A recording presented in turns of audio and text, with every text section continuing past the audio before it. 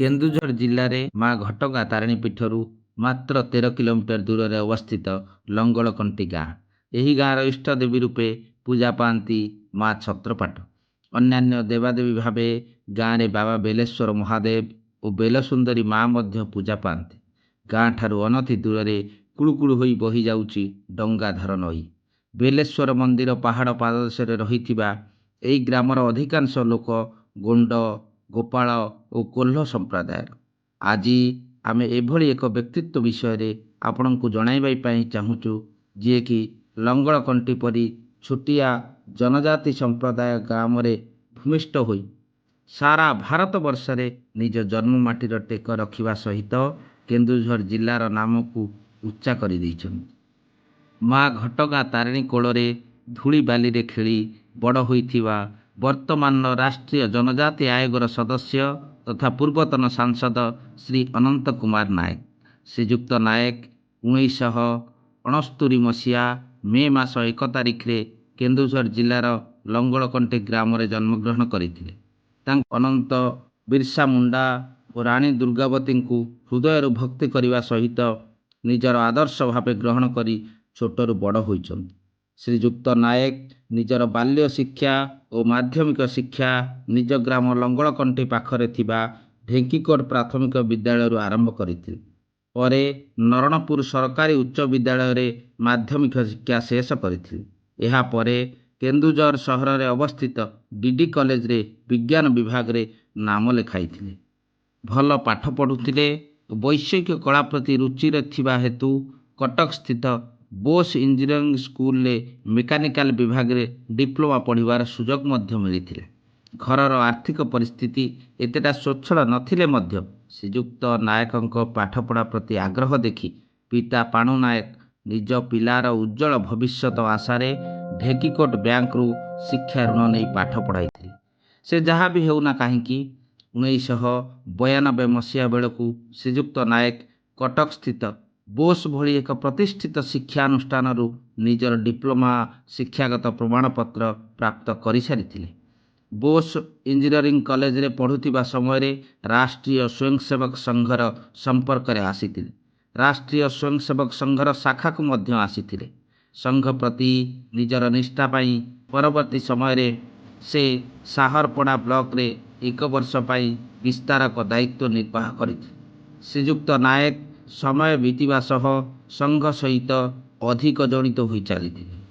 ପରବର୍ତ୍ତୀ ସମୟରେ ତାଙ୍କୁ ରାଉରକେଲାର ଶାଖା କାର୍ଯ୍ୟବାହ, ମଣ୍ଡଳ କାର୍ଯ୍ୟବାହ, ଭାଗ ସେବା ପ୍ରମୁଖ, ଭାଗ ଶାରୀରିକ ପ୍ରମୁଖ ଭଳି ଗୁରୁତ୍ୱପୂର୍ଣ୍ଣ ଦାୟିତ୍ୱ ବି ମିଳିଥିଲେ।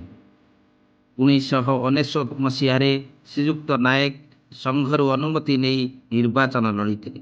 ମା ତାରିଣୀଙ୍କ ଆଶୀର୍ବାଦ ଓ କେନ୍ଦୁଝରବାସୀଙ୍କ ତାଙ୍କ ପ୍ରତି ଥିବା ଆସ୍ଥା ଓ ଅତୁଟ ବିଶ୍ୱାସ ତାଙ୍କୁ ନିର୍ବାଚନରେ ବିଜୟ ଲାଭ କରାଇଥିଲେ। ନିର୍ବାଚନରେ ବିଜୟୀ ହୋଇ ସାଂସଦ ହେବା ପରେ ରାଉରକେଲା ଷ୍ଟିଲ୍ ପ୍ଲାଣ୍ଟ ଚାକିରିରୁ ଇସ୍ତଫା ଦେଇଥିଲେ। 1999ରୁ 2009 କେନ୍ଦୁଝରର ସାଂସଦ ରହିବା କାଳରେ ଶ୍ରୀଯୁକ୍ତ ନାୟକ ନିଜ ମାଟି ମାଆର ସେବା କରିବା ପାଇଁ ପ୍ରତିଶ୍ରୁତିବଦ୍ଧ ଥିଲେ। ବୈତରଣୀ ନଦୀର କାନପୁର ଜଳସେଚନ ପ୍ରକଳ୍ପର କାର୍ଯ୍ୟ ଶୁଭାରମ୍ଭ କରିଥିଲେ, ଯାହାର ଭୂମି ପୂଜନ ପୂର୍ବରୁ ପୂର୍ବତନ ମୁଖ୍ୟମନ୍ତ୍ରୀ ବିଜୁ ପଟ୍ଟନାୟକ ଓ ପୂର୍ବତନ ମୁଖ୍ୟମନ୍ତ୍ରୀ ଜାନକୀ ବଲ୍ଲଭ ପଟ୍ଟନାୟକ କରିଥିଲେ। 2002 ମସିହାରେ ବାସୁଦେବପୁରର କାନପୁର ଡ୍ୟାମର ଶୁଭାରମ୍ଭ କରିଥିଲେ।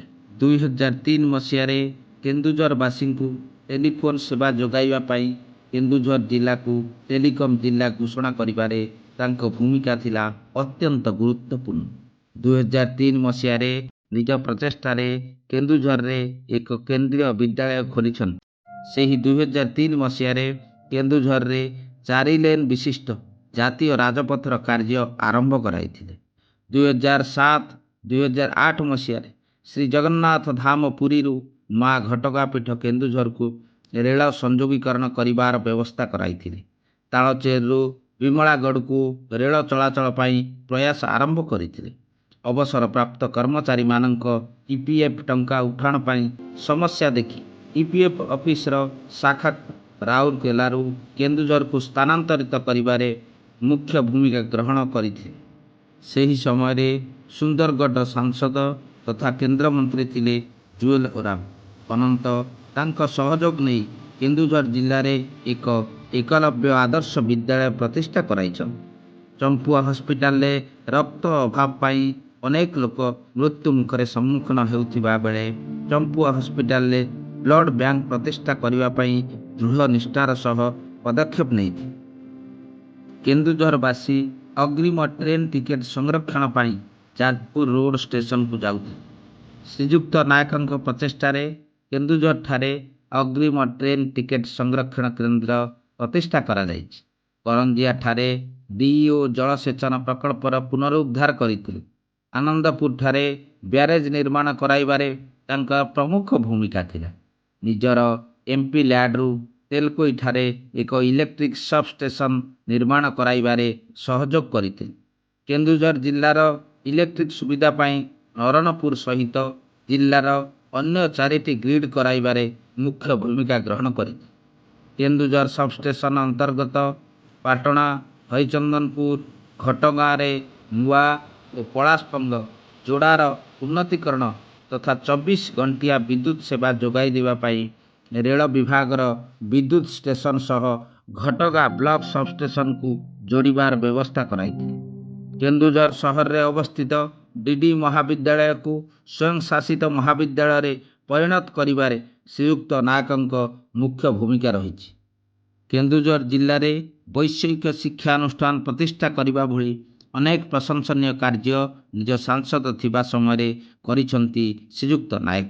2021ରେ ଶ୍ରୀଯୁକ୍ତ ନାୟକ ଜନଜାତି କମିଶନର ସଦସ୍ୟ